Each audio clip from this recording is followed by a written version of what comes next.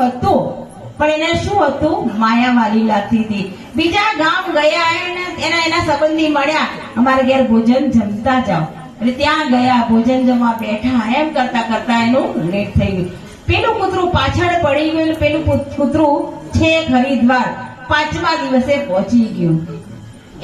એ પહોંચી ગયું. પેલું કેમ ના પહોંચી ગયું? કે એનું લક્ષ્ય હતું મારે હરિદ્વાર પહોંચવું છે. પેલા શું હતું? હરિદ્વાર જવું છે, પણ બધાના માયામાં મળતા જવું છે.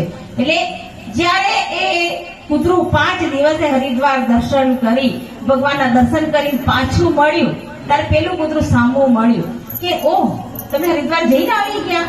કે હા, હું તો હરિદ્વાર જઈને આવી ગયો. જે પેલું કૂતરું પહોંચ્યું ત્યારે હરિદ્વારનો મેળો પૂરો.